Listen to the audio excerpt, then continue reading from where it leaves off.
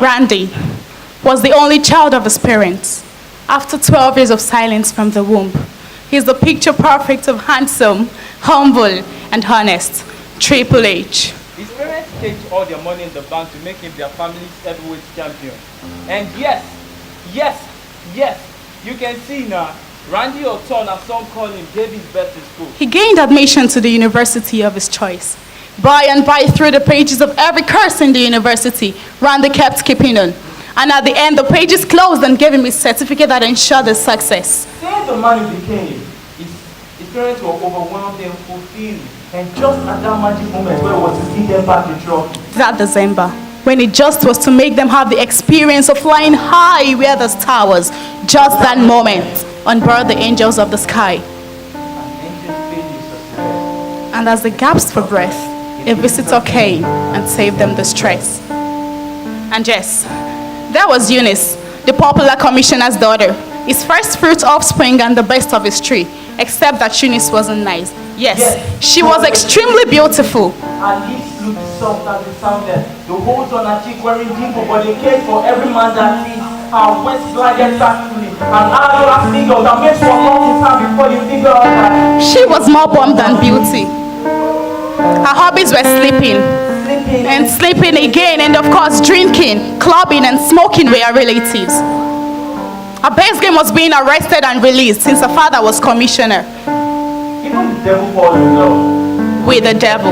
Trap the love fool with the words of her hand. Protected sex couldn't protect the result of unwanted circumstances. And since she fell in love with the devil, she was left with two options. Abort the photo or abort the lover. And force the Job, trapped in the pool of her blood in pain and agony. Till the visitor came and saved her distress. Peace and her sister Hope became hopeless and tender when their parents died. Hope ceased for Peace, whose night and day was invested in bringing peace to Hope. But her hope was dwindling and Hope turned to the very opposite of love. She was lost in lust, losing herself to every man who could afford to pay the gate fee to her heaven's gates. But her gates so cried when hypertension overcame peace. And since she fell in love with the devil, in the quiet of her ordeal, a visitor came and saved her the stress. Randy was a perfect successful gentleman, but death visited. Eunice, arrogantly beautiful, couldn't escape death's visit. Peace couldn't enjoy peace, and yet death visited. Death is a debt that must be paid. A visitor that comes in and everything fades. Death is an art that paints the drawing of anguish, sorrow, and pain. Death makes the strong weak. The brave becomes coward, The courageous are afraid. and defenses are open to the attacks of unwanted circumstances. How great is man? How few days. It blossoms for a moment and wither. As the shadow of the passing cloud, it quickly disappears. Mountains wear away and disappear. Water cries sown to sand.